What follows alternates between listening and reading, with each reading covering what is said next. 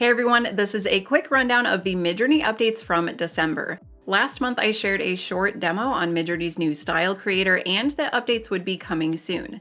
Midjourney is testing a new interface for the style creator on their alpha website at alpha.midjourney.com. The alpha site is sometimes a testing ground for new features before they go live on their main website, so I don't recommend using it for your everyday prompting. They're testing a scrolling style grid instead of fixed pages, a slightly redesigned layout, and updated algorithm. The Refine Grid button is currently missing. I'd like to see that added back in since it would give us some more strategic control over when we're ready to submit a style refinement job, rather than it happening automatically as we scroll. You can also reopen style creator sessions from the Create page, which is great. The team has mentioned wanting to add something like prompt context awareness, such as showing more photographic styles when your input prompt includes the word photo, so we might see that soon.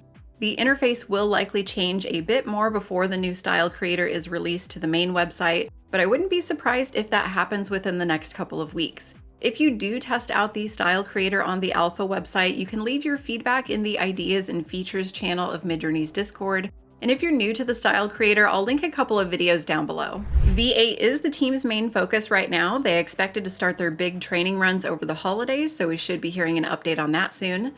They're working on two versions of V8, a simpler model and a more complex one. They aren't sure which one will get released yet, but the simpler model would ship faster if it's successful. The dataset isn't quite where they want it to be in terms of that 10x expansion, but it will be better regardless. The model is expected to have better prompt accuracy, image quality, and body and image coherence, among many other improvements.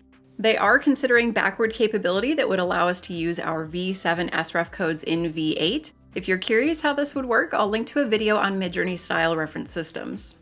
A new edit model is being trained in parallel. The edit model will include better in-painting and multiple reference capabilities so that you can combine a scene with characters and objects more seamlessly. If you want to learn how to do that now, though, you can go watch this video. They also want to enable instruction-like editing, where you can type out the edits that you want to make and Midjourney will do them. Both V8 and the edit model are expected to be released this month. As I mentioned last month, Midjourney is working on a major overhaul to their website user interface. One change that they're testing is a new settings sidebar, which you can preview on the alpha website. We'll see more UI changes in the coming months that will affect the Create page, editor, and the personalization system, which will be replaced by something that doesn't require image pair rankings. Their goal is to make the website simpler, more intuitive, and more powerful. This also extends to the mobile interface improvements as well. Midjourney's next anime-trained model, Niji 7, is being tested internally. No word on an expected release date yet. The V2 video model will be released sometime after the V8 and new editor. V2 video is expected to have better quality and prompt adherence, more controllable camera movement, and possibly audio. For tips on the current video model, you can check out these videos. I just released a new one on how to keep the camera still. A few months ago, I shared that Midjourney was discontinuing work on patchwork. Well, it turns out the storytelling team has been hard at work on a new tool called Dramamancer.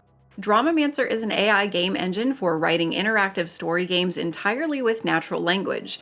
You can generate characters, locations, important story moments, and the tool helps you develop branching storylines. It's an ongoing research demo put together by Midjourney's storytelling team and is currently in public testing.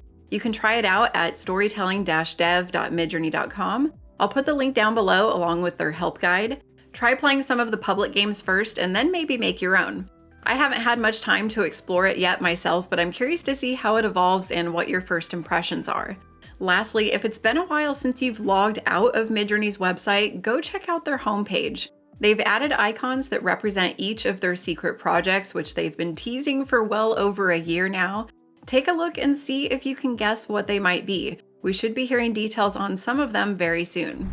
If you want to help shape the content and resources I make in 2026, I have a short survey linked below. I do these wrap-up videos every month, so if you enjoyed this video, please consider liking, subscribing, and maybe even joining my Patreon community where you'll find all of my monthly prompt collections, exclusive videos, and other Midjourney guides. I just published a Q&A video, and the next prompt collection will be out soon. As always, thanks for watching, and I'll catch you in the next one.